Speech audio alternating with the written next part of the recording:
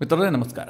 ಮಿತ್ರರೇ, ಪೆಹಲ್ಗಾಮ್ ದಾಳಿ ಆದ ಬಳಿಕ ಭಾರತ ಮತ್ತು ಪಾಕಿಸ್ತಾನದ ನಡುವೆ ಏನು ಪರಿಸ್ಥಿತಿ ಬಿಗಡಾಯಿಸಿದೆಯಲ್ಲ, ಇದೇ ಸಂದರ್ಭದಲ್ಲಿ ಭಾರತ ಮತ್ತು ಪಾಕಿಸ್ತಾನ ಎರಡೂ ಕಡೆಗಳಲ್ಲೂ ಕೂಡ ಒಂದಷ್ಟು ಮಹತ್ವದ ಬೆಳವಣಿಗೆಗಳು ನಡೆದಿದ್ದಾವೆ. ಅದರ ಬಗ್ಗೆ ಈ ವಿಡಿಯೋದಲ್ಲಿ ನಿಮಗೆ ಡೀಟೇಲ್ ಆಗಿ ತಿಳಿಸ್ಕೊಡ್ತೀನಿ.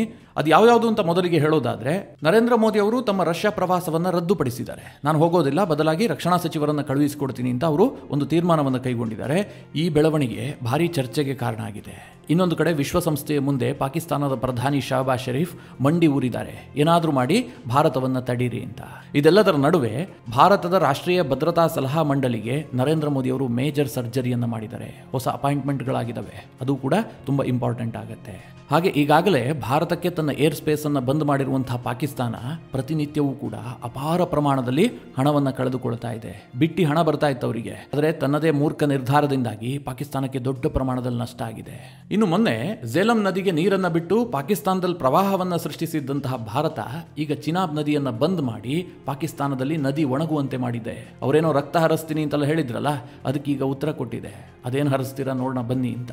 ಇದೆಲ್ಲದಕ್ಕಿಂತ ಮುಖ್ಯವಾಗಿ ಪಾಕಿಸ್ತಾನಕ್ಕೆ ಸಂಕಷ್ಟದ ಸಮಯದಲ್ಲಿ ತನ್ನ ಸೇನೆಯ ಒಳಗುಟ್ಟು ಬಹಿರಂಗಗೊಂಡಿದೆ. ಅಂದರೆ ಪಾಕಿಸ್ತಾನ ಇಷ್ಟು ದಿನ ವಿಶ್ವಕ್ಕೆ ಹೇಳ್ತಾ ಇತ್ತಲ್ಲ, ನಮ್ಮ ಬಳಿಯಲ್ಲಿ ಇಷ್ಟು ದೊಡ್ಡದಾದಂತಹ ಸೇನೆ ಇದೆ, ನಾವು ಹಿಂದೂಸ್ತಾನವನ್ನೇ ಬೇಕಾದರೆ ಎದುರಿಸ್ತೀವಿ, ಹಾಗೆ ಹೀಗೆ ಅಂತ ಬಡಾಯಿ ಕುಚ್ಕೊಳ್ತಾ ಇದ್ರಲ್ಲ, ಅವರ ನಿಜ ಬಣ್ಣ ಈಗ ಬಹಿರಂಗಗೊಂಡಿದೆ. ಅದು ಕೂಡ ಯಾವ ಸಂದರ್ಭ ಅನ್ನುವಂಥದ್ದು ಬಹಳ ಇಂಪಾರ್ಟೆಂಟ್ ಆಗುತ್ತೆ.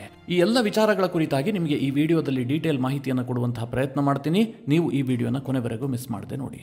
ಮೊದಲನೇದಾಗಿ ಮಿತ್ರರೇ, ನರೇಂದ್ರ ಮೋದಿ ಅವರು ಮೇ 9ನೇ ತಾರೀಕು ರಷ್ಯಾ ಪ್ರವಾಸವನ್ನು ಕೈಗೊಳ್ಳಬೇಕಾಗಿತ್ತು. ಸ್ವತಃ ರಷ್ಯಾದ ಅಧ್ಯಕ್ಷ ಪುತಿನ್ ನರೇಂದ್ರ ಮೋದಿ ಅವರಿಗೆ ಆಹ್ವಾನ ಕೊಟ್ಟಿದ್ರು. ಯಾಕೆ ಇನ್ವಿಟೇಷನ್ ಕೊಟ್ಟಿದ್ರು ಅಂತಂದ್ರೆ, ರಷ್ಯಾದಲ್ಲಿ ಮೇ 9ರಂದು ವಿಕ್ಟರಿ ಡೇ ಅನ್ನು ಸೆಲೆಬ್ರೇಟ್ ಮಾಡಲಾಗುತ್ತೆ. ರಷ್ಯಾ 80 ವರ್ಷಗಳ ಹಿಂದೆ ನಾಜಿ ಜರ್ಮನಿಯ ವಿರುದ್ಧ ಯುದ್ಧವನ್ನು ಗೆದ್ದಿತ್ತು. ರಷ್ಯಾದ ಪಾಲಿಗೆ ಅದು ಬಹಳ ದೊಡ್ಡ ಗೆಲುವು. ಹೀಗಾಗಿ ಅವರು ಅದನ್ನ ವಿಕ್ಟರಿ ಡೇ ಅಂತ ಆಚರಣೆ ಮಾಡ್ತಾರೆ. ಪ್ರತಿ ವರ್ಷವೂ ಕೂಡ ತನ್ನ ಆಪ್ತ ದೇಶದ ನಾಯಕರನ್ನ ಈ ವಿಕ್ಟರಿ ಡೇಗೆ ರಷ್ಯಾ ಆಹ್ವಾನಿಸುತ್ತೆ. ಈ ಬಾರಿ ಮಿತ್ರರೇ 80ನೇ ವರ್ಷದ ವಿಕ್ಟರಿ ಡೇ, ಹೀಗಾಗಿ ತುಂಬ ಇಂಪಾರ್ಟೆಂಟ್ ಆಗಿತ್ತು. ಅದಕ್ಕೋಸ್ಕರವಾಗಿ ನರೇಂದ್ರ ಮೋದಿ ಅವರಿಗೆ ಪುತಿನ್ ಆಹ್ವಾನ ಕೊಟ್ಟಿದ್ರು, ನೀವು ಬರಬೇಕು, ನಮ್ಮ ಆತಿಥ್ಯವನ್ನು ಸ್ವೀಕರಿಸಬೇಕು ಅಂತ. ಮೋದಿ ಕೂಡ ಒಪ್ಕೊಂಡಿದ್ರು. ಆದರೆ ಸದ್ಯ ಭಾರತದಲ್ಲಿ ಪೆಹಲ್ಗಾಮ್ ಅಟ್ಯಾಕ್ ಆದ ಬಳಿಕ ಒಂದು ಯುದ್ಧದ ಸನ್ನಿವೇಶ ನಿರ್ಮಾಣ ಆಗಿದೆ. ಏನೋ ಕೇಂದ್ರ ಸರ್ಕಾರ ಪ್ಲಾನ್ ಮಾಡ್ತಾ ಇದೆ ಪಾಕಿಸ್ತಾನಕ್ಕೆ ಹೊಡಿಬೇಕು ಅಂತ. ಹೀಗಾಗಿ ಈ ಸಂದರ್ಭದಲ್ಲಿ ರಷ್ಯಾ ಪ್ರವಾಸ ಮಾಡೋದು ಕಷ್ಟ ಅಂತೇಳಿ ನರೇಂದ್ರ ಮೋದಿ ಅವರು ಆ ಇಡೀ ಪ್ರವಾಸವನ್ನೇ ರದ್ದು ಮಾಡಿದ್ದಾರೆ. ಅಲ್ಲಿಗೆ ಒಂದು ಅರ್ಥ ಮಾಡ್ಕೊಳ್ಳಿ, ಭಾರತ ಮತ್ತು ಪಾಕಿಸ್ತಾನದ ನಡುವೆ ಇರುವಂತಹ ಈ ಟೆನ್ಷನ್ ಏನಿದೆ, ಇದು ಸದ್ಯಕ್ಕೆ ಮುಗಿಯೋದಿಲ್ಲ. ನರೇಂದ್ರ ಮೋದಿ ಅವರು 9ನೇ ತಾರೀಕು ಇದ್ದಂತಹ ಪ್ರವಾಸವನ್ನು ಈಗಲೇ ರದ್ದು ಮಾಡಿದ್ದಾರೆ. ಅಂದ್ರೆ ಇದು ಇನ್ನೂ ಮುಂದುವರಿಯುವಂತಹ ಸಾಧ್ಯತೆಗಳಿರುತ್ತೆ. ಭಾರತ ಸಾಕಷ್ಟು ಸಮಯ ತೆಗೆದುಕೊಳ್ಳಬಹುದು, ಅಥವಾ ಒಂದು ವೇಳೆ ಭಾರತ ಏನಾದರೂ ಪಾಕಿಸ್ತಾನದ ಮೇಲೆ ಅಟ್ಯಾಕ್ ಮಾಡಿದ ಬಳಿಕ ಅವರು ರಿಟಾಲಿಯೇಟ್ ಮಾಡುವಂತಹ ಸಾಧ್ಯತೆಗಳು ಕೂಡ ಇರುತ್ತೆ. ಹೀಗಾಗಿ ನಾನು ದೇಶ ಬಿಟ್ಟು ಹೋಗುವಂತಹದ್ದು ಸೂಕ್ತ ಅಲ್ಲ, ಹೀಗಂತ ನರೇಂದ್ರ ಮೋದಿ ಅವರು ತೀರ್ಮಾನ ಕೈಗೊಂಡು ರಕ್ಷಣಾ ಸಚಿವರನ್ನ ಅಲ್ಲಿಗೆ ಕಳುಹಿಸೋದಕ್ಕೂ ಕೂಡ ತೀರ್ಮಾನ ಆಗಿದೆ ಅಂತ ಹೇಳಲಾಗ್ತಾ ಇದೆ. ಇನ್ನು ಪಾಕಿಸ್ತಾನಕ್ಕೆ ನಿದ್ದೆ ಇಲ್ಲದ ರಾತ್ರಿ ಮುಂದುವರೆದಿದೆ. ಪಾಕಿಸ್ತಾನದವರು ಹೆದರುಕೊಂಡಿದ್ದಾರೆ, ಭಾರತ ಯಾವಾಗ ಹೊಡೆಯುತ್ತೆ ಅಂತ ಅವರು ಕಾಯ್ತಾ ಕೂತಿದ್ದಾರೆ. ಇಂತಹ ಪರಿಸ್ಥಿತಿಯಲ್ಲಿ ಪಾಕಿಸ್ತಾನದ ಪ್ರಧಾನಿ ಶಹಬಾಜ್ ಶರೀಫ್ ವಿಶ್ವಸಂಸ್ಥೆಯ ಪ್ರಧಾನ ಕಾರ್ಯದರ್ಶಿಯಾಗಿರುವಂತಹ ಆಂಟೋನಿಯೋ ಗುಟೆರಸ್ ಒಂದಿಗೆ ಮಾತುಕತೆ ನಡೆಸಿದ್ದಾರೆ. ಮಾತುಕತೆ ಅನ್ನೋದಕ್ಕಿಂತಲೂ ಕೂಡ ಭಾರತದ ಬಗ್ಗೆ ಒಂದಷ್ಟು ದೂರು ಹೇಳೋದಕ್ಕೆ ಅವರು ಯತ್ನ ಮಾಡಿದ್ದಾರೆ. ವಿಶ್ವಸಂಸ್ಥೆ ಈ ವಿಚಾರದಲ್ಲಿ ಮಧ್ಯಪ್ರವೇಶವನ್ನ ಮಾಡಿ ಭಾರತದ ದಾಳಿಯನ್ನು ತಡಿಬೇಕು ಅಂತ ಅವರು ಪರೋಕ್ಷವಾಗಿ ಮನವಿ ಮಾಡಿಕೊಂಡಿದ್ದಾರೆ. ಶಹಬಾಜ್ ಶರೀಫ್ ಹೇಳಿರೋದೇನು ಕೇಳಿದ್ರೆ, ನಾವು ಭಯೋತ್ಪಾದನೆಯ ವಿರುದ್ಧವಾಗಿದ್ದೀವಿ, ನಾವು ಯಾವತ್ತೂ ಕೂಡ ಭಯೋತ್ಪಾದನೆಯನ್ನು ಬೆಂಬಲಿಸೋದಿಲ್ಲ. ಈಗ ಭಾರತದಲ್ಲಿ ಏನು ದಾಳಿ ಆಗಿದೆಯಲ್ಲ, ಅದರ ತನಿಖೆಯನ್ನು ಎದುರಿಸೋದಕ್ಕೆ ನಾವು ಸಿದ್ಧ ಇದ್ದೀವಿ.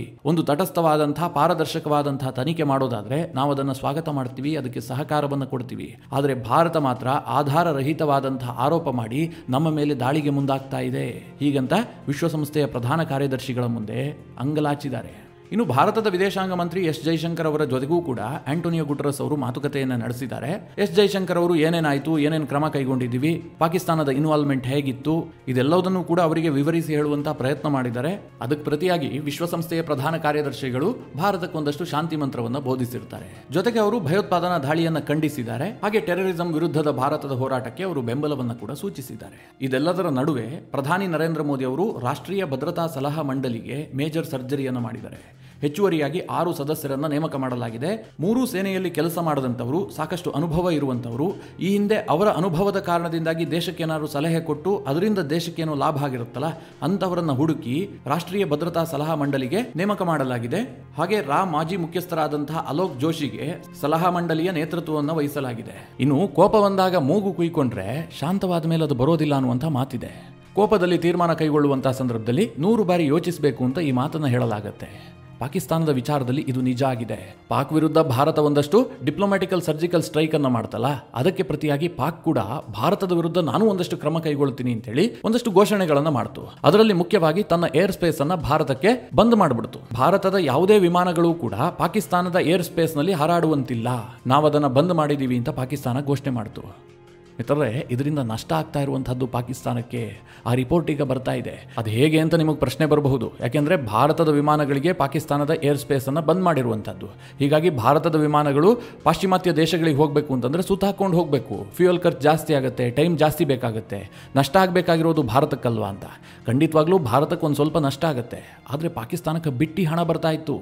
ಭಾರತದ ಫ್ಲೈಟ್ಗಳು ಪಾಕಿಸ್ತಾನದ ಮೇಲೆ ಹಾರೋದ್ರಿಂದಾಗಿ ಅದೀಗ ನಿಂತು ಹೋಗಿದೆ. ನಾವು ನೀವು ಏನು ಅನ್ಕೊಂಡಿರ್ತೀವಿ ಹೇಳಿ, ಒಂದು ದೇಶದ ಮೇಲೆ ವಿಮಾನ ಹಾರ್ತಾ ಇದೆ ಅಂತಂದ್ರೆ ಅದು ಗಾಳಿಯಲ್ಲಿ ಹಾರ್ತಾ ಇರುವಂತದ್ದು, ಅದು ಫ್ರೀ ಸರ್ವಿಸ್ ಅಂತ. ಹಾಗಲ್ಲ ಮಿತ್ರರೇ, ಅದಕ್ಕೋಸ್ಕರವಾಗಿ ಆ ಏರ್ಲೈನ್ಸ್ ಯಾವ ದೇಶದ ಮೇಲೆ ಹಾರ್ತಾ ಇದೆಯೋ ಆ ದೇಶಕ್ಕೆ ಶುಲ್ಕ ಪಾವತಿ ಮಾಡಬೇಕು. ಅದೇನು ಸಣ್ಣ ಪುಟ್ಟ ಶುಲ್ಕ ಅಲ್ಲ. ಒಂದು ಸಣ್ಣ ಉದಾಹರಣೆ ಕೊಡ್ತೀನಿ. ಭಾರತದ ಒಂದು ಫ್ಲೈಟ್ಗೆ ಪಾಕಿಸ್ತಾನ ಎಷ್ಟು ಚಾರ್ಜ್ ಮಾಡ್ತಿತ್ತು ಅಂತ. ಭಾರತದ ಒಂದು ಬೋಯಿಂಗ್ 737 ವಿಮಾನ ಏನಾದರೂ ಪಾಕಿಸ್ತಾನದ ಏರ್ ಸ್ಪೇಸ್ ಅನ್ನ ಬಳಸಿದ್ದೆ ಆದ್ರೆ ಅದಕ್ಕೆ ಪಾಕಿಸ್ತಾನ $580 ಅನ್ನ ಚಾರ್ಜ್ ಮಾಡ್ತಾ ಇತ್ತು. ಅದೇ ದೊಡ್ಡ ವಿಮಾನಗಳ ಹಾರಿದ್ರೆ $1,000 to $1,500 ಪಾಕಿಸ್ತಾನ ಚಾರ್ಜ್ ಮಾಡ್ತಾ ಇತ್ತು. ಪ್ರತಿನಿತ್ಯ ಭಾರತದ ವಿಮಾನಗಳಿಂದಾಗಿ $1,00,000 ಕಮಾಯಿ ಮಾಡ್ತಾ ಇತ್ತು ಪಾಕಿಸ್ತಾನ. ಇದು ವಿನಾಕಾರಣ ಪಾಕಿಸ್ತಾನಕ್ಕೆ ಸಿಗ್ತಾ ಇದ್ದಂತಹ ದುಡ್ಡು. ಇದಕ್ಕೆ ಪಾಕಿಸ್ತಾನ ಏನು ಕಷ್ಟಪಡಬೇಕಾಗಿರಲಿಲ್ಲ, ಯಾವುದೇ ಕೆಲಸ ಮಾಡಬೇಕಾಗಿರಲಿಲ್ಲ. ಪಾಕಿಸ್ತಾನದ ಏರ್ ಸ್ಪೇಸ್ ನಲ್ಲಿ ಭಾರತದ ವಿಮಾನ ಹಾರ್ತಾ ಇತ್ತು, ಪಾಕಿಸ್ತಾನಕ್ಕೆ ದುಡ್ಡು ಕೊಡ್ತಾ ಇತ್ತು. ಈಗ ಭಾರತಕ್ಕೆ ಬಂದ್ ಮಾಡಿದ್ದಾರೆ, ಹೀಗಾಗಿ ಪಾಕಿಸ್ತಾನಕ್ಕೆ ಹಣ ಸಿಗೋದಿಲ್ಲ. ಮಿತ್ರರೇ, ಬಾಲಾಕೋಟ್ ಏರ್ ಸ್ಟ್ರೈಕ್ ಆಯ್ತಲ್ಲ, ಆಗಲೂ ಕೂಡ ಪಾಕಿಸ್ತಾನ ಇಂತಹದೇ ತೀರ್ಮಾನವನ್ನು ಕೈಗೊಂಡಿತ್ತು. 5 ತಿಂಗಳ ಕಾಲ ಭಾರತಕ್ಕೆ ಪಾಕಿಸ್ತಾನದ ಏರ್ ಸ್ಪೇಸ್ ಬಂದ್ ಆಗಿತ್ತು. ಆಗ ಪಾಕಿಸ್ತಾನಕ್ಕೆ ಬರೋಬ್ಬರಿ $100 ಮಿಲಿಯನ್ ನಷ್ಟ ಆಗಿದೆ ಅಂತ ಅಂದಾಜು ಮಾಡಲಾಗಿದೆ. ಇದರ ಜೊತೆಗೆ ಭಾರತ ಕೂಡ ಈಗ ಏರ್ ಸ್ಪೇಸ್ ಅನ್ನ ಬಂದ್ ಮಾಡಿದೆ ಪಾಕಿಸ್ತಾನದ ಏರ್ಲೈನ್ಸ್ಗಳಿಗೆ. ಪಾಕಿಸ್ತಾನ ಏನೋ ಒಂದಷ್ಟು ಹಣ ಕೊಡ್ತಾ ಇತ್ತು, ಅದರಿಂದ ಭಾರತಕ್ಕೆ ಏನೋ ದೊಡ್ಡ ಲಾಭ ಆಗ್ತಾ ಇತ್ತು ಅಂತೇನಿಲ್ಲ. ಆದರೆ ಪಾಕಿಸ್ತಾನಕ್ಕೆ ಅದರಿಂದ ಯಾವ ರೀತಿಯಾಗಿ ನಷ್ಟ ಆಗುತ್ತೆ ಕೇಳಿದ್ರೆ, ಆಗ್ನೇಯ ಏಷ್ಯಾದ ರಾಷ್ಟ್ರಗಳನ್ನ ಪಾಕಿಸ್ತಾನ ತಲುಪಬೇಕಾದ್ರೆ ಬಹಳ ಸುತ್ತಾಕಿಕೊಂಡು ಹೋಗಬೇಕಾಗತ್ತೆ. ಅವರು ಚೈನಾ ದಾರಿಯನ್ನ ಬಳಸಬೇಕು, ಇಲ್ಲ ಅರಬ್ಬಿ ಸಮುದ್ರವನ್ನು ಸುತ್ತಾಕೊಂಡು ಆಗ್ನೇಯ ಏಷ್ಯಾ ದೇಶವನ್ನ ತಲುಪಬೇಕು. ಇದಿಷ್ಟು ಮಾತ್ರ ಅಲ್ಲ ಮಿತ್ರರೇ, ಈಗ ಭಾರತ ಮತ್ತು ಪಾಕಿಸ್ತಾನದ ನಡುವೆ ವ್ಯಾಪಾರ ಕೂಡ ಬಂದಾಗಿದೆ. ಇದರಿಂದಲೂ ಪಾಕಿಸ್ತಾನಕ್ಕೆ ಒದೆ ಬೀಳುತ್ತೆ. ಯಾಕೆಂದರೆ ಭಾರತದಿಂದ ಕಳೆದ ವರ್ಷ ಪಾಕಿಸ್ತಾನ $450 ಮಿಲಿಯನ್ ಮೊತ್ತದ ವಸ್ತುಗಳನ್ನು ಪರ್ಚೇಸ್ ಮಾಡ್ತಾ ಇತ್ತು. ಅತಿ ಮುಖ್ಯವಾಗಿ ಭಾರತದ ಸಕ್ಕರೆಯನ್ನು ಪಾಕಿಸ್ತಾನ ತರಿಸ್ಕೊಳ್ತಾ ಇತ್ತು. ಇದೇ ಕಾರಣದಿಂದ ಪಾಕಿಸ್ತಾನಕ್ಕೆ ಅಗ್ಗದ ದರದಲ್ಲಿ ಸಕ್ಕರೆ ಸಿಗ್ತಾ ಇತ್ತು. ಈಗ ಅದು ಕೂಡ ಬಂದಾಗಿದೆ. ಎರಡನೇದಾಗಿ $110 ಮಿಲಿಯನ್ ಮೊತ್ತದ ಔಷಧೋಪಕರಣಗಳನ್ನು ಭಾರತದಿಂದ ಪಾಕಿಸ್ತಾನ ತರಿಸ್ಕೊಳ್ತಾ ಇತ್ತು. ಪಾಕಿಸ್ತಾನದಲ್ಲಿ ಚೀಪ್ ರೇಟಲ್ಲಿ ಔಷಧಿ ಸಿಗುತ್ತೆ ಅಂತಂದರೆ ಅದಕ್ಕೆ ಕಾರಣವೇ ಭಾರತ ಆಗಿತ್ತು. ಈಗ ಎಲ್ಲವೂ ಬಂದಾಗಿದೆ. ಹೀಗಾಗಿ ಪಾಕಿಸ್ತಾನಿಯರಿಗೆ ಔಷಧಿ ತೆಗೆದುಕೊಳ್ಬೇಕು ಅಂತಂದ್ರೆ ದುಪ್ಪಟ್ಟು ಹಣ ಕೊಡಬೇಕು. ಸಕ್ಕರೆ ಬೆಲೆಯೂ ಕೂಡ ವಿಪರೀತವಾಗಿ ಜಾಸ್ತಿ ಆಗುವಂತಹ ಆತಂಕ ಇದೆ. ಈಗಾಗಲೇ ಅದರ ಬಿಸಿ ಪಾಕಿಸ್ತಾನಕ್ಕೆ ತಟ್ಟೋದಕ್ಕೆ ಶುರುವಾಗಿದೆ. ಇನ್ನು ಮಿತ್ರರೇ, ಸಿಂಧು ನದಿ ನೀರು ಒಪ್ಪಂದವನ್ನು ಕ್ಯಾನ್ಸಲ್ ಮಾಡಿದ್ದಂತಹ ಭಾರತದ ಕ್ರಮವನ್ನು ಪಾಕಿಸ್ತಾನದಲ್ಲಿ ಭಾರಿ ಖಂಡಿಸಿದ್ರು. ಆ ಬುಟ್ಟೋವಂತೂ ಹೇಳಿದ್ದ, ನೀವೇನಾದರೂ ನೀರು ನಿಲ್ಲಿಸಿದ್ದೆ ಆದರೆ ನಿಮ್ಮ ರಕ್ತ ಹರಿಸ್ತೀವಿ ಅಂತ. ಅದಕ್ಕೆ ಭಾರತ ಈಗ ತಕ್ಕ ಉತ್ತರವನ್ನೇ ಕೊಟ್ಟಿದೆ. ಮೊನ್ನೆ ನಿಮಗೆ ವಿಡಿಯೋ ಮಾಡಿ ತಿಳಿಸಿದ್ದೆ, ಝೇಲಂ ನದಿಯಿಂದ ಏಕಾಏಕಿಯಾಗಿ ಭಾರತ ಗೇಟ್ ತೆಗೆದುಬಿಟ್ಟು ನೀರನ್ನು ಬಿಟ್ಟಿದೆ. ಇದರಿಂದ ಪಾಕಿಸ್ತಾನದಲ್ಲಿ ಎಮರ್ಜೆನ್ಸಿ ಸಿಚುವೇಶನ್ ಕ್ರಿಯೇಟ್ ಆಗಿದೆ. ಅವರು ಎಮರ್ಜೆನ್ಸಿಯನ್ನು ಘೋಷಣೆ ಮಾಡಿದ್ದಾರೆ. ಕಾರಣ ಏನು ಕೇಳಿದ್ರೆ, ಪ್ರವಾಹ ಸೃಷ್ಟಿಯಾಗ್ಬಿಟ್ಟಿದೆ. ಈ ಬಿರು ಬೇಸಿಗೆಯಲ್ಲೂ ಕೂಡ ಪಾಕಿಸ್ತಾನದ ನದಿ ತುಂಬಿ ಹರಿತಾ ಇದೆ ಅಂತ.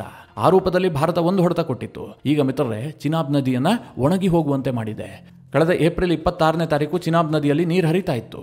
ಆದರೆ ಈಗ ಸ್ಯಾಟಲೈಟ್ ಇಮೇಜನ್ನು ನೋಡಿದ್ರೆ, ಅಂದರೆ 29ನೇ ತಾರೀಕು ನೋಡಿದ್ರೆ, ಇಡೀ ಚಿನಾಬ್ ನದಿ ಬರಿದಾಗಿ ಹೋಗಿದೆ. ಒಂದು ಹನಿ ನೀರು ಕೂಡ ಇಲ್ಲ. ಬುಟ್ಟೋ ಹೇಳಿದ್ನಲ್ಲ, ನೀವೇನಾದರೂ ನೀರು ಬಿಡದೇ ಇದ್ರೆ ರಕ್ತ ಹರಿಸ್ತೀವಿ ಅಂತ. ಬನ್ನಿ, ಅದು ಹೇಗೆ ರಕ್ತ ಹರಿಸ್ತೀರಿ ನೋಡೇ ಬಿಡ್ತೀವಿ ಅಂತ ಹೇಳಿ ಭಾರತ ಕಂಪ್ಲೀಟ್ ನೀರನ್ನು ಬಂದ್ ಮಾಡಿದೆಯಾ ಅನ್ನುವಂಥ ಪ್ರಶ್ನೆಯೂ ಕೂಡ ಮೂಡ್ತಾ ಇದೆ. ಒಟ್ಟಿನಲ್ಲಿ ಪಾಕಿಸ್ತಾನವನ್ನು ಭಾರತ ಚಡಪಡಿಸುವಂತೆ ಮಾಡ್ತಾ ಇದೆ. ಅವರಿಗೊಂಥರ ಪೀಕಲಾಟ. ಏನು ಮಾಡುತ್ತೆ ಭಾರತ, ಯಾವ ರೂಪದಲ್ಲಿ ಹೊಡೆತ ಕೊಡುತ್ತೆ. ಭಾರತ ಕೈಗೊಳ್ಳುತ್ತಿರುವಂತಹ ಪ್ರತಿ ನಿರ್ಧಾರ, ಭಾರತದಲ್ಲಿ ಆಗ್ತಿರುವಂತಹ ಪ್ರತಿ ಬೆಳವಣಿಗೆ ಪಾಕಿಸ್ತಾನಕ್ಕೆ ದುಸ್ವಪ್ನವಾಗಿ ಕಾಡೋದಕ್ಕೆ ಶುರುವಾಗಿದೆ. ಇದೆಲ್ಲ ಸಾಲದು ಎಂಬಂತೆ ಸಿಪ್ರಿ ಒಂದು ರಿಪೋರ್ಟ್ ಅನ್ನು ಪಬ್ಲಿಷ್ ಮಾಡಿದೆ. ಈ ಸಂದರ್ಭದಲ್ಲಿ ಬಂದಂತಹ ಆ ರಿಪೋರ್ಟ್ ಪಾಕಿಸ್ತಾನಕ್ಕೆ ಭಾರಿ ಆಘಾತ ಕೊಟ್ಟಿದೆ. ಅವ್ರ ಮರ್ಯಾದೆಯನ್ನು 3 ಕಾಸಿಗೆ ಹರಾಜಾಕಿದೆ. ಇಡೀ ಪಾಕಿಸ್ತಾನದ ಸೇನೆಯ ನಿಜ ಬಣ್ಣವೂ ಕೂಡ ಬಹಿರಂಗಗೊಂಡಿದೆ. ಮಿತ್ರರೇ, ಈ ಸಿಪ್ರಿ ಇದೆಯಲ್ಲ, stock home international piece and research institute, SIPRI, ಇವರು ಪ್ರತಿ ವರ್ಷವೂ ಕೂಡ ವಿಶ್ವದಲ್ಲಿ ಯಾವ್ಯಾವ ದೇಶ ಎಷ್ಟೆಷ್ಟು ಶಸ್ತ್ರಾಸ್ತ್ರವನ್ನು ತರಿಸ್ಕೊಳ್ತಾ ಇದೆ, ಅವರ ಆರ್ಮ್ಡ್ ಬಜೆಟ್ ಎಷ್ಟು, ಇದೆಲ್ಲದರ ಬಗ್ಗೆ ಒಂದು ಡೀಟೇಲ್ ರಿಪೋರ್ಟ್ ಅನ್ನು ಪಬ್ಲಿಷ್ ಮಾಡ್ತಾರೆ. ಇವರು 2024ರ ಡೇಟಾವನ್ನು ಕಲೆಕ್ಟ್ ಮಾಡಿ ಈಗ ರಿಪೋರ್ಟ್ ಅನ್ನು ಕೊಟ್ಟಿದ್ದಾರೆ. ಏಪ್ರಿಲ್ 29ನೇ ತಾರೀಕು ಪಬ್ಲಿಷ್ ಆದಂತಹ ಸಿಪ್ರಿ ರಿಪೋರ್ಟ್ ಇದು. ಅದರಲ್ಲಿ ಪಾಕಿಸ್ತಾನದ ನಿಜ ಬಣ್ಣ ಬಯಲಾಗಿದೆ. ಆ ರಿಪೋರ್ಟ್ ಏನೇನು ಡೇಟಾವನ್ನು ಕೊಟ್ಟಿದೆ ಅಂತ ಚಿಕ್ಕದಾಗಿ ನಿಮ್ಗೆ ಹೇಳ್ಬಿಡ್ತೀನಿ. ಆ ರಿಪೋರ್ಟ್ ಹೇಳ್ತಿರುವಂತೆ ಕಳೆದ ವರ್ಷ ಅಂದರೆ 2024ರಲ್ಲಿ ಇಡೀ ವಿಶ್ವದಲ್ಲಿ ಒಟ್ಟು $2.7 ಟ್ರಿಲಿಯನ್ ಡಿಫೆನ್ಸ್ಗಾಗಿ ವೆಚ್ಚ ಮಾಡಲಾಗಿದೆ. ಅಂದ್ರೆ ವಿಶ್ವದ ಎಲ್ಲಾ ದೇಶಗಳ ಒಟ್ಟು ಡಿಫೆನ್ಸ್ ಬಜೆಟ್ $2.7 ಟ್ರಿಲಿಯನ್. ಇದರಲ್ಲಿ ಅಮೆರಿಕ ಒಂದೇ ದೇಶ $997 ಬಿಲಿಯನ್ ತನ್ನ ಡಿಫೆನ್ಸ್ಗಾಗಿ ವೆಚ್ಚ ಮಾಡಿದೆ. ಅಂದ್ರೆ ಗ್ಲೋಬಲ್ ಡಿಫೆನ್ಸ್ ವೆಚ್ಚದಲ್ಲಿ ಅಮೆರಿಕದ್ದು 37% ಇದೆ. ಎರಡನೇ ಸ್ಥಾನದಲ್ಲಿ ಚೀನಾ ಇದೆ. ಚೀನಾ ತನ್ನ ಡಿಫೆನ್ಸ್ ಬಜೆಟ್ಗಾಗಿ $314 ಬಿಲಿಯನ್ ವೆಚ್ಚ ಮಾಡಿದೆ. ಭಾರತದ ರೂಪಾಯಿಯಲ್ಲಿ ಹೇಳಬೇಕಾದ್ರೆ ಸರಿಸುಮಾರು 26 ಲಕ್ಷ ಕೋಟಿಯಷ್ಟು. ಮೂರನೇ ಸ್ಥಾನದಲ್ಲಿ ರಷ್ಯಾ ಇದೆ. ರಷ್ಯಾ $149 ಬಿಲಿಯನ್ ವೆಚ್ಚ ಮಾಡಿದೆ. ರಷ್ಯಾ ಸ್ವಲ್ಪ ಡಿಫೆನ್ಸ್ ಬಜೆಟ್ ಅನ್ನ ಜಾಸ್ತಿ ಮಾಡ್ತಲೇ ಹೋಗ್ತಾ ಇದೆ. ಕಾರಣ ಏನು ಅಂತಂದ್ರೆ ಅವರು ಉಕ್ರೇನ್ ಯುದ್ಧದಲ್ಲಿದ್ದಾರೆ. ಇನ್ನು ನಾಲ್ಕನೇ ಸ್ಥಾನದಲ್ಲಿ ಬಹಳ ಅಚ್ಚರಿಯ ರೀತಿಯಲ್ಲಿ ಜರ್ಮನಿ ಇದೆ. ಈ ಹಿಂದೆ ಮಿತ್ರರೇ ಭಾರತ ಇರ್ತಾ ಇತ್ತು. ಆದರೆ ಈಗ ಜರ್ಮನಿಗೆ ಭಯ ಶುರುವಾಗಿದೆ. ಟ್ರಂಪ್ ಬಂದ ಬಳಿಕ ನ್ಯಾಟೋವನ್ನು ಅನಿಶ್ಚಿತಗೊಳಿಸಿದ್ದಾರೆ. ನ್ಯಾಟೋಗೆ ಹೆಚ್ಚಿನ ದೇಣಿಗೆಯನ್ನು ಕೊಡೋದಿಲ್ಲ, ನಾವು ನಿಮ್ಮ ದೇಶವನ್ನು ಯಾಕೆ ರಕ್ಷಣೆ ಮಾಡಬೇಕು ಅಂತ ಟ್ರಂಪ್ ಪ್ರಶ್ನೆ ಕೇಳ್ತಾ ಇದ್ದಾರೆ. ಇದೇ ಕಾರಣದಿಂದ ಜರ್ಮನಿ ಆತಂಕಗೊಂಡು ತನ್ನ ಡಿಫೆನ್ಸ್ ಬಜೆಟ್ ಅನ್ನು ಜಾಸ್ತಿ ಮಾಡ್ತಾ ಇದೆ. ಇನ್ನು ಮಿತ್ರರೇ, 5ನೇ ಸ್ಥಾನದಲ್ಲಿರುವಂತಹದ್ದು ನಮ್ಮ ಭಾರತ. 2024ರಲ್ಲಿ ಡಿಫೆನ್ಸ್ಗಾಗಿ $86.1 ಬಿಲಿಯನ್ ವೆಚ್ಚ ಮಾಡಿದೆ. ಅಂದ್ರೆ ನಮ್ಮ ರೂಪಾಯಿಯಲ್ಲಿ ಹೇಳಬೇಕು ಅಂತಂದ್ರೆ 7 ಲಕ್ಷ ಕೋಟಿಯಷ್ಟು. ಮಿತ್ರರೇ, ಈ ಲೀಸ್ಟ್ನಲ್ಲಿ ಪಾಕಿಸ್ತಾನ ತುಂಬಾ ಕೆಳಗಿದೆ. ಪಾಕಿಸ್ತಾನ 2024ರಲ್ಲಿ ಡಿಫೆನ್ಸ್ಗಾಗಿ ವೆಚ್ಚ ಮಾಡಿರುವಂತಹದ್ದು ಕೇವಲ $10.2 ಬಿಲಿಯನ್. ನಿಮಗೆ ನೆನಪಿರಲಿ, ಭಾರತ ಮೊನ್ನೆ ತಾನೇ ಫ್ರಾನ್ಸ್ ಜೊತೆಗೆ ಒಂದು ಡೀಲ್ ಮಾಡಿಕೊಳ್ತು. 26 ರಫೇಲ್ ಮರೀನ್ ಯುದ್ಧ ವಿಮಾನವನ್ನು ಖರೀದಿ ಮಾಡುವಂತಹ ಒಪ್ಪಂದ. ಈ ಒಂದೇ ಒಪ್ಪಂದ $7.4 ಬಿಲಿಯನ್ ಮೊತ್ತದ ಒಪ್ಪಂದ ಆಗಿತ್ತು. ಪಾಕಿಸ್ತಾನದ ಒಟ್ಟಾರೆ ಡಿಫೆನ್ಸ್ ಬಜೆಟ್ $10 ಬಿಲಿಯನ್. ಅದರಲ್ಲಿ ಪಾಕಿಸ್ತಾನದ ಸೇನೆಗೆ ಸಂಬಳ ಕೊಡಬೇಕು, ಅವರು ಶಸ್ತ್ರಾಸ್ತ್ರವನ್ನು ಖರೀದಿ ಮಾಡಬೇಕು, ಸೈನಿಕ ವೆಚ್ಚವನ್ನೆಲ್ಲ ನಿಭಾಯಿಸಬೇಕು. ಆದರೆ ನಮ್ಮ ಒಂದು ರಫೇಲ್ ಡೀಲ್ ಬಂದ್ಬಿಟ್ಟು $7.4 ಬಿಲಿಯನ್. ಇಂತಹ ಪರಿಸ್ಥಿತಿಯಲ್ಲಿ ಪಾಕಿಸ್ತಾನ ಭಾರತವನ್ನು ಎದುರಿಸುತ್ತೆ. ಭಾರತದ ವಿರುದ್ಧ ನಾವು ಕೂಡ ದಾಳಿ ಮಾಡ್ತೀವಿ, ನಮ್ಮ ದೇಶವನ್ನು ರಕ್ಷಣೆ ಮಾಡ್ಕೊಳ್ತೀವಿ, ನೀವು ಹೊಡೆದ್ರೆ ನಾವೇನು ಸುಮ್ಮನೆ ಬಿಡೋದಿಲ್ಲ ಅಂತೆಲ್ಲ ಬಡಾಯಿ ಕೊಚ್ಕೊಳ್ತಾ ಇದ್ದಾರಲ್ಲ, ಅದೆಲ್ಲ ಸುಮ್ಮನೆ ಹೇಳ್ತಾ ಇರುವಂಥದ್ದು. ಅವರಿಗೂ ಗೊತ್ತು ಅವರ ಸೇನೆಯ ಗುಟ್ಟು. ಒಂದು ವೇಳೆ ಭಾರತ ಏನಾದರೂ ತನ್ನ ಪೂರ್ಣ ಸಾಮರ್ಥ್ಯವನ್ನು ಬಳಸಿ ಪಾಕಿಸ್ತಾನದ ವಿರುದ್ಧ ಎಗರಿ ಹೋಗಿದ್ದೇ ಆದರೆ ಪಾಕಿಸ್ತಾನ ತಡೆದುಕೊಳ್ಳೋದಕ್ಕೆ ಸಾಧ್ಯ ಇಲ್ಲ. ಯಾಕಂದ್ರೆ ಅವರ ಸೇನೆ ಅಷ್ಟೊಂದು ಸೋತ್ ಹೋಗಿದೆ. ಇದನ್ನ ಅವರ ಡಿಫೆನ್ಸ್ ಬಜೆಟ್ ಬಹಳ ಸ್ಪಷ್ಟವಾಗಿ ಹೇಳ್ತಾ ಇದೆ. ಅದು ಮಿತ್ರರೇ, ಭಾರತ ಮತ್ತು ಪಾಕಿಸ್ತಾನದ ನಡುವೆ ಟೆನ್ಷನ್ ಇರುವಂತಹ ಈ ಸಂದರ್ಭದಲ್ಲಿ ಸಿಪ್ರಿ ಈ ರಿಪೋರ್ಟ್ ಅನ್ನು ಕೂಡ ಪಬ್ಲಿಷ್ ಮಾಡಿರುವಂತಹದ್ದು ಪಾಕಿಸ್ತಾನಕ್ಕೆ ಬಹಳ ಹಿನ್ನಡೆಯನ್ನು ತರಿಸಿದೆ. ಮಿತ್ರರೇ, ಈ ಎಲ್ಲ ಡೆವಲಪ್ಮೆಂಟ್ಗಳ ಕುರಿತಾಗಿ ನಿಮ್ಮ ಅನಿಸಿಕೆ ಅಭಿಪ್ರಾಯಗಳೇನು ಕಮೆಂಟ್ ಮಾಡುವ ಮೂಲಕ ನಮಗೆ ತಿಳಿಸಿ. ಹಾಗೆ ನಿಮಗೆ ಈ ವಿಡಿಯೋ ಇಷ್ಟವಾದರೆ ಲೈಕ್ ಮಾಡಿ. ಜೊತೆಗೆ ನೀವಿನ್ನೂ ನಿಮ್ಮ ನೆಚ್ಚಿನ ಸಂಸ್ಕಾರ ಸೌರಭ ಯೂಟ್ಯೂಬ್ ಚಾನಲ್ನ ಸಬ್ಸ್ಕ್ರೈಬ್ ಮಾಡಿಲ್ಲ ಅಂತಾದರೆ ಈ ಕೂಡಲೇ ಸಬ್ಸ್ಕ್ರೈಬ್ ಮಾಡಿ. ಮುಂದಿನ ಎಲ್ಲ ಅಪ್ಡೇಟ್ಗಳ ನೋಟಿಫಿಕೇಷನ್ಗಾಗಿ ಬೆಲ್ ಐಕಾನ್ ಒತ್ತಿ.